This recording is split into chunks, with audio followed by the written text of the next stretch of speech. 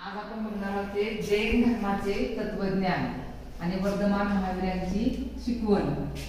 आतापर्यंत आपण बघितले बौद्ध धर्माचं सगळं बघितलं, तर बौद्ध धर्माचं पूर्णपणे गौतम बुद्धाचे जीवनचरित्र, त्याचं तत्वज्ञान, त्याची शिकवणूक, त्याचं सगळं काही आपण बघितलं होतं। आता आपण बघणार आहोत ते जैन धर्माचे तत्वज्ञान आणि वर्धमान महावीरांची शिकवण नेमकी त्यांनी काय दिलेली आहे, ठीक आहे।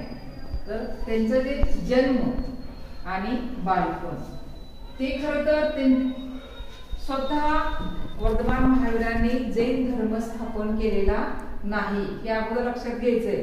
कारण आपण बौद्ध धर्मामध्ये वारंवार काय म्हणत होतो की गौतम बुद्धाने तो धर्म स्थापन केलेला आहे, पण इथं मात्र तुम्हाला लक्षात ठेवायचंय की जैन धर्म हा वर्धमान महावीरांनी स्थापन केलेला नाही। तर त्यांच्या अगोदर जे तीर्थकर झालेले होते त्यांच्याच ज्ञानामध्ये यांनी थोडी भर घातलेली आहे, थोडी सुधारणा केलेली आहे आणि मग पुढे जैन धर्म आलेला आहे। म्हणून यांना काय म्हणतो आपण 24वे तीर्थंकर म्हणतो आपण त्याला, आहे का नाही। 24वे तीर्थंकर आहेत ते। तीर्थंकर म्हणजे धर्मगुरु, गुरु म्हणतो आपण त्याला, आहे का नाही, ज्ञान देणारे गुरु। असे ह्यांच्या अगोदर 23 तीर्थंकर होऊन गेले होते आणि हे 24वे तीर्थंकर होते, त्यामुळे लक्षात ठेवायचंय, ठीक आहे। काय होते 24वे तीर्थंकर होते। यांचा जन्म इसवी सन पूर्व, हे पूर्व अतिशय महत्वाचे आहे, नेहमी लक्षात ठेवा। इसवी सन आणि इसवी सन पूर्व मध्ये फरक लक्षात ठेवायचा आहे, कारण इथे काय येते इसवी सन पूर्व 599 मध्ये कुंडग्राम वैशालीच्या जवळ, वैशाली हे शहर होतं त्यावेळेसचं, जे बिहार मध्ये पटना आहे, आता आपण पटना म्हणतो त्याला, आहे का नाही, बिहार मध्ये त्या पटना जवळची वैशाली नावाची उपनगरी होती, मोठं नगर होतं, जसं मुंबई आहे त्या पद्धतीने त्यावेळेस वैशाली हे नगर होतं। त्या नगराच्या जवळ एक छोटंसं गाव होतं कुंडग्राम, लक्षात ठेवायचंय। कुंडग्राम येथे त्यांचा जन्म झालेला आहे। कुंडग्राम नाव परत लक्षात ठेवायचंय, काय कुंडग्राम, हा बरोबर। त्यांच्या वडिलांचं नाव सिद्धार्थ होते, लक्षात ठेवा। तिथे गौतम बुद्धाचं नाव सिद्धार्थ होतं, इथं वर्धमान महावीरांच्या वडिलांचं नाव सिद्धार्थ आहे आणि आईचं नाव काय त्रिशला, हे लक्षात ठेवा। त्यांच्या आईचे नाव त्रिशला होते। लहानपणापासूनच त्यांना करुणा, सत्य, धैर्य यांची आवड होती, म्हणजे लहानपणापासून त्यांना वाटायचं व प्राण्यांची हत्या करू नये, कुणालाही वाईट करू नये, कुणाचा अपमान करू नये, कुणाला त्रास देऊ नये, असं त्यांच्या मनामध्ये करुणेचा भाव होता, एक दयाचा भाव होता। त्यांना नेहमी अहिंसा आवडायची, कुणाला मारलेलं, कुणाला त्रास दिलेला किंवा युद्ध झालेलं, युद्धामध्ये जखमी झालेली माणसं त्यांना हे भावत नव्हतं। त्यांना वाटायचं की युद्ध नको, शांतता असायला हवी, माणसानं कसं अहिंसेनं वागलं पाहिजे, कुणाची हिंसा करू नये, कुणालाही मारू नये, असं त्यांना वाटत होतं। म्हणजे अगदी लहानपणापासून त्यांच्या मनामध्ये करुणा होती आणि नेहमी ते सत्य बोलायचे आणि वाटायचे की इतरांनी सुद्धा सत्य बोललं पाहिजे, खोटं बोलल्यामुळं नुकसानच होतं सगळं, ठीक आहे, म्हणून ते सत्य बोलायचे। आणि धैर्य म्हणजे प्रत्येक गोष्ट सांगण्याचं त्यांच्याकडे धाडस होतं। एखादा संकल्प केला तर तो संकल्प पूर्णपणे ते पार पाडायचे, मध्ये सोडून देत नव्हते, ठीक आहे। तर त्यांनी काय केलेलं आहे की इंद्रिय व वासनावर विजय मिळवल्यामुळे, म्हणजे जवळजवळ त्यांनी 12 वर्ष तपश्चर्या केली। किती केलेली आहे? 12 वर्ष तपश्चर्या केलेली आहे बघा। अतिशय खडतर अशी 12 वर्ष त्यांनी तपश्चर्या केल्यावरच त्यांना काय झालेलं आहे, ज्ञान मिळालेलं आहे, हे लक्षात ठेवायचंय। 12 वर्ष त्यांनी काय केलेलं आहे, असं म्हणतात की त्यांच्यामध्ये मतभेद आहे की त्यांना एक पत्नी होती यशोदा नावाची आणि त्यांना एक मुलगी होती प्रियदर्शना नावाची। त्यांना पूर्णपणे सोडलेलं आहे, त्याग केलेला आहे पूर्ण संसाराचा, घराचा। ते पण एक राजकुमार होते, ठीक आहे, ते पण एक राजे झाले असते, पण त्यांनी सर्व गोष्टींचा त्याग केलेला आहे। अतिशय श्रीमंत असं त्यांचं राजघराणं होतं, पण सर्वस्वी त्याग करून ते जंगलामध्ये निघून गेलेले आहेत। त्यांना ज्ञान पाहिजे होतं, ज्ञान मिळवायचं होतं की बाबा काय जीवन आहे। ज्यावेळेस असं म्हणतात की त्यांच्या आई आणि वडिलांचं म्हणजे माता पित्यांचं निधन झालं त्यावेळेस त्यांचं मन संसारामध्ये रमत नव्हतं। त्यांना वाटायचं की संसार काय आहे। आज आपले माता पिता एवढे कठोर तपश्चर्या करायचे किंवा एवढे ध्यान धारणा करायचे, एवढे साधना करायचे, पण तरीही त्यांना मृत्यू आलेला आहे। नेमकं काय आहे, कशासाठी आपण जगणार आहोत, असं वारंवार त्यांच्या मनामध्ये विचार यायचे आणि यातूनच ते बाहेर पडलेले आहेत। म्हणजे माता पित्याचं निधन झाल्यानंतर वयाच्या 30व्या वर्षी ते सर्व संघ परित्याग केला आणि ते संन्यास पत्करून बाहेर पडले। अतिशय खडतर म्हणजे 12 वर्ष तपश्चर्या केलेली आहे, त्यामुळे त्यांना ज्ञान मिळालेलं आहे। इंद्रिय आणि वासनावर विजय मिळवल्यामुळे त्यांना जीन म्हणतात। जीन म्हणजे काय? जिंकणे, लक्षात घ्या। जीन म्हणजे काय?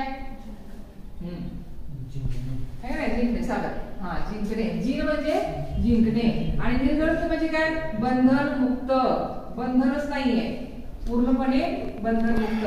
आपल्यावरती कसं आहे, मोह माया लालच लालसा सगळे काही बंधन असतात. आपली इच्छा खूप असतात, काहीतरी करायचं आहे, काहीतरी हे पाहिजे, मला घर चांगलं पाहिजे, नोकरी चांगली पाहिजे, पत्नी चांगली पाहिजे, पती चांगला पाहिजे, हे का नाही, सगळ्या गोष्टी डोक्यामध्ये असतात आपल्याला, सगळे बंधन आपण अंगावरती घेत असतो. पण इथं काय म्हणलेलं आहे ना, निर्ग्रंथ म्हणलेलं आहे. निर्ग्रंथ म्हणजे काय, बंधन मुक्त. तुम्हाला ऑब्जेक्टिव्हला प्रश्न येतो, निर्ग्रंथ म्हणजे टिंबटिंब होय, हा असा प्रश्न येऊ शकतो, त्यावर लक्षात ठेवायचं. निर्ग्रंथ म्हणजे काय, बंधन मुक्त. आणि जिन म्हणजे जिंकणारा, लक्षात घ्या. जिन वरून पुढे जैन शब्द आलेला आहे, म्हणजे वर्तमान काळच्या सर्व शिक्षण काय म्हणतात, जैन म्हटलं जायचं, ते जैन धर्म पुढे आलेला आहे. अगोदर त्यांच्या अगोदर जैन धर्म नाही, ते तीर्थंकरांची परंपरा होती. आता इथे काय म्हणलेलं आहे त्यांना, जिन जिंकलेला आहे त्याने. काय जिंकलेला आहे, मनाला जिंकलेला आहे, इंद्रियाला जिंकलेला आहे. हा, कशाला जिंकलेला आहे, मनाला जिंकलेला आहे, इंद्रियाला जिंकलेला आहे. जी वासना होती त्या वासनेला जिंकलेला आहे, नाही का नाही, विषय जे काही त्यावेळेस शेवट म्हणतो आपण त्याला, आहे मोह माया क्रोध, या सगळ्यांनी जिंकलेला आहे, म्हणून त्याला जिन म्हटलेला आहे. जिन वरून पुढे जैन हा शब्द आलेला आहे, लक्षात ठेवा. ठीक आहे. आता महावीरांनी शिकवण दिलेली आहे, त्याला ज्ञान मिळालेलं आहे. 12 वर्षाची खरतर तपश्चर्या केल्यानंतर त्यांना चांगलं ज्ञान मिळालं. कैवल्य ज्ञान म्हणतात, जे खूप मोठं ज्ञान असतं, सर्वश्रेष्ठ ज्ञान असतं. ते त्यांनी काय सांगितलेलं आहे की ईश्वर विषयी कल्पना मांडलेली आहे. ते म्हणतात की ईश्वराचे अस्तित्व मानत नाही, फक्त जे तीर्थंकर आहेत त्या तीर्थंकरांच्या वरती श्रद्धा ठेवा. म्हणजे त्यांचा देव कोण आहे, तीर्थंकर आहे. 24 तीर्थंकर आहेत ना, 30 देव आहेत. त्यांची जी काही शिकवणूक आहे तीच खरी शिकवणूक आहे. त्यांच्यावरती त्यांनी सांगितलेलं आहे की तुम्ही श्रद्धा ठेवायची आहे. तर जन्म मृत्यूच्या फेऱ्यातून सुटका, ते काय म्हणतात की संयम, तप आणि त्याग. तुम्ही या 3 गोष्टीमुळे जन्म मृत्यूच्या फेऱ्यातून पूर्णपणे मुक्त होऊ शकता. त्यामुळे काय करावं लागेल, संयम ठेवावा लागेल. हे काही स्वतःवर संयम नसतो, आपल्या खाणार पिणे कपडे घाले घर संपत्ती सगळं पाहिजे असतं, त्याच्यावर संयम ठेवायला लागतं. दुसरं तप करा, म्हणजे तुम्ही शांतपणे ध्यान धारणा करा असं त्यांनी सांगितलेलं आहे. यामुळे काय होतं, जन्म मृत्यूच्या फेऱ्यातून तुमची सुटका म्हणजे मानव जातीची सुटका होऊ शकते. ते त्रिरत्ने पण सांगितलेले आहे. त्यामध्ये पहिलं आहे ते सम्यक दर्शन, लक्षात ठेवा. सम्यक म्हणजे काय सांगितलं, अगोदर सांगितलेलं होतं. सम्यक म्हणजे काय सांगितलं तुझ्या, सम्यक म्हणजे, सम्यक म्हणजे चांगलं, सम्यक म्हणजे योग्य, लक्षात ठेवा. कारण तुम्हाला सगळीकडे शब्द वारंवार येणार आहे.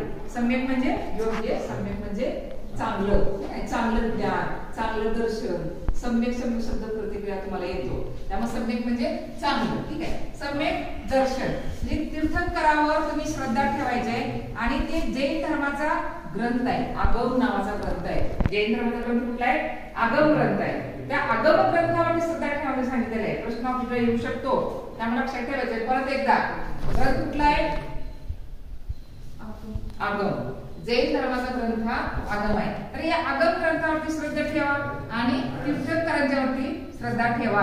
ज्ञान, कुल, कला, संस्कृती इत्यादीवरती गर्व ठेवायचा नाही. म्हणजे मला ज्ञान खूप आहे म्हणून अहंकार असला नाही पाहिजे, किंवा माझं कुल सर्वश्रेष्ठ आहे. बऱ्याच वेळा ब्रिटिश म्हणजे बघा, आम्ही गोरे आहे, आम्ही सर्वश्रेष्ठ आहे, असं ते वारंवार तुम्ही ऐकले सगळ्या इतिहासामध्ये. म्हणजे असला घमंड ठेवायचा नाही, कुठलाही गर्व ठेवायचा नाही. माझी जात सगळ्यात सर्वश्रेष्ठ आहे असं म्हणायचं नाही. जात असेल, वंश असेल, तुमचा कुल असेल, ज्ञान असेल, याच्यावरती घमंड ठेवायचा नाही, असं स्पष्टपणे त्यांनी सांगितलेलं आहे. परत सांगितले सम्यक ज्ञान. बघा, सम्यक ज्ञान म्हणजे इंद्रिय मन याच्यावरती संयम ठेवायचा आहे, आणि मगच तुम्हाला चांगलं ज्ञान मिळणार आहे. आपली इंद्रिय म्हणजे आपण 5 ज्ञानेंद्रिय आहेत आपले, का नाही. काय काय आहे, डोळे, कान, नाक, जीभ आणि त्वचा. आपले 5 ज्ञानेंद्रिय आहेत, का नाही. 5 ज्ञानेंद्रिय सगळं चांगलं लागत असतं. डोळ्याला चांगलं पाहावं वाटतं, नाकाला चांगला सुगंध घ्यावा असं वाटतं, जीभेला चांगलं खावं असं वाटतं, त्वचेला सगळं सॉफ्ट असं वाटतं, डोळ्याला चांगलं पाहावं वाटतं. म्हणजे प्रत्येक गोष्ट म्हणजे 5 ज्ञानेंद्रिय आहेत. त्या ज्ञानेंद्रियावर त्यामध्ये तुम्हाला संयम ठेवावा लागणार आहे. आणि ग्रंथ वाचल्यानंतर तुम्हाला चांगलं ज्ञान मिळणार आहे असं सांगितलेलं आहे. जर परत ज्ञान पाहिजे असेल, तुम्हाला म्हणजे सर्वोच्च ज्ञान पाहिजे असेल, तर अगोदर संयम ठेवा आणि त्यानंतर तुम्ही ग्रंथांचं वाचन करा आणि तीर्थंकरांच्यावरती श्रद्धा ठेवा असे मी सांगितलेलं आहे. सम्यक ज्ञान. सम्यक चारित्र्य. चारित्र्य म्हणजे काय, काया वाचा मना. काय म्हणजे शरीराने कुणालाही त्रास द्यायचा नाही, मारहाण करत बसायचं नाही, मना म्हणजे मनातून कुणाचे वाईट चिंतायचं नाही, मन शुद्ध असलं पाहिजे, काया वाचा आणि मना या तिन्ही गोष्टीने शारीरिक असेल, मानसिक असेल किंवा अजून कुठल्या गोष्टी असेल कुणालाही दुखवायचं नाही असे यांनी सांगितलेलं आहे. परत आहे त्यांचे पंचमहाव्रते किंवा ह्याला अनुवृत्ती सुद्धा म्हणतात. पंचमहाव्रते किंवा पंच अनुवृत्ती असं म्हणले. पंच म्हणजे 5. ठीक आहे. तर पहिला आहे त्यांचा अहिंसा. म्हणजे काय सांगितले की जैन धर्माचा मूलभूत सिद्धांतच काय अहिंसा. लक्षात ठेवा. त्यांनी अहिंसेवर सगळ्यात जास्त जैन धर्माने भर दिलेला आहे. त्यांचं मत काय होतं की कधीही कुठल्याही पशुची हत्या करायची नाही, कुठल्याही कोंबडा बकरा कापत बसायचं नाही, कुणालाही मारायचं नाही. नाहीतर काय होतं, लोकांना देव धर्म यात्रा आणि सगळे प्राणी आठवत असतात. म्हणजे हे चुकीचं आहे. त्यांचं म्हणणं आहे की कसल्याही पद्धतीनं अहिंसा करायची नाही, कुणालाही मारायचं नाही, कुठल्याही पशु प्राणी मानव कोणी असो, झाड असो, कसल्याही सजीव गोष्टीला तुम्ही मारायचं नाही असं त्यांचं म्हणणं. अतिशय कडक त्यांनी अहिंसेचं पालन करण्यासाठी सांगितलेलं आहे. ठीक आहे. परत जंतू मारू नये म्हणून त्यांनी काय केलंय, तोंडावरती पट्टी. इतकं कडक त्यांची अहिंसा आहे. लक्षात घ्या किती आहे, अतिशय कडक त्यांची अहिंसा आहे. त्यांनी सांगितले की तोंडातून जंतू जाऊन सुद्धा मरू नये म्हणून तोंडावर त्याची पांढरी पट्टी असते. बघितलं असतं नाही वारंवार. तोंडावर पांढरी पट्टी का बांधतात ते, तर आपण बोलता तोंडामध्ये जंतू जातात तर ते आपल्या हातून मरू नये म्हणून तोंडावर सुद्धा पट्टी बांधून ते शांत राहतात. अतिशय ज्यावेळेस तुम्हाला गरज आहे त्या टाइमला हातामध्ये देऊन ते खात पण असतात. ठीक आहे. त्यांना खाण्यावर सुद्धा त्यांचं खूप संयम आहे, कंट्रोल आहे खाण्यावर सुद्धा. कधी म्हणून खात नाही ते जास्त गेले आपलं आणलं खात बसले असं नाही. कंट्रोल आहे, संयम आहे त्यांच्यामध्ये आणि संयमानच त्यांना जेव्हा इच्छा आहे ना तेव्हाच ते खात असतात, कधीही खात नसतात ते. ठीक आहे. आता पुढचं आहे काय, सत्य. सांगितले की नेहमी सत्य बोला. सत्य हे चिरंतन आहे, खोटं बोलायचं नाही. खोटं बोलल्यामुळे नुकसान होतं स्वतःचं आणि इतरांचं पण. त्यामुळे नेहमी खरं बोलायचंय. सत्य चिरंतन आहे, ते टिकून राहतं, ते कधीही लपत नाही. त्यामुळे सत्य नेहमी बोलायचं आहे असं इथे सांगितलेलं आहे. परत अस्तेय म्हणजे काय, चोरी करू नका म्हणून सांगितलेलं आहे. अस्तेय म्हणजे चोरी करू नये, कधीही कुणाची दुसऱ्याची वस्तू घ्यायची नाही. आपल्याला दिलं तर, आपली असेल तरच आपला अधिकार असतो. दुसऱ्यांची वस्तू कधीही घ्यायची नाही. कधी कधी व्यापारी लोक खोटं वजन लावून आपलं फसवतात, तशी फसवणूक करायची नाही. सांगितले फसवणूक करायची नाही, भेसळ करून लोकांना अन्न द्यायचं नाही, असा पैसा कमवायचा नाही. तर चांगल्या मार्गाने पैसा कमवायचा आहे. चोरी दरोडे करून किंवा खोटं बोलून फसवणूक करून आपण कधीही आपली उपजीविका करायची नाही. तर चांगल्या मार्गाने उपजीविका करा असं त्यांनी सांगितलेलं आहे. ठीक आहे. पुढचं आहे 4 ब्रह्मचर्य. याच्यामध्ये अतिशय कठोरपणे शुद्ध चारित्र्य ठेवण्यास सांगितलेलं आहे. ब्रह्मचर्य म्हणजे काय, शुद्ध चारित्र्य ठेवायचं आहे. सत्सद विवेक बुद्धीनं वागायचं आहे, चुकीच्या मार्गाने जायचं नाही. ठीक आहे. आपलं चारित्र्य शुद्ध असलं पाहिजे, अतिशय चांगल्या पद्धतीने सांगितलेलं आहे. पुढे आहे अपरिग्रह. म्हणजे जास्तीचा संग्रह करायचा नाहीये. अन्न धान्य वस्तू संपत्ती वस्त्रे सगळं काही आपण साठवून ठेवतो बघा, असं साठवून ठेवायचं नाहीये. 7 पिढ्याला खाता येईल इतकं काही लोक साठवून ठेवत असतात. म्हणजे गरज नाहीये तुम्हाला, ते लोकांच्या कल्याणासाठी ते वापरता आला पाहिजे. पैसा संपत्ती असेल तर किंवा काही तुमच्याकडे जास्त असेल तर ते लोकांच्या कल्याणासाठी वापरा असं जैन धर्मामध्ये सांगितलेलं आहे. अतिशय चांगलं याचं तत्वज्ञान आहे, ते तुम्ही सगळं लक्षात ठेवायचं आहे. ठीक आहे. हे त्रिरत्ने आणि पंचमहाव्रते किंवा पंचानुव्रते हे अतिशय महत्वाचे, सर्वांनी लक्षात ठेवायचे आणि चांगला अभ्यास करायचा आहे.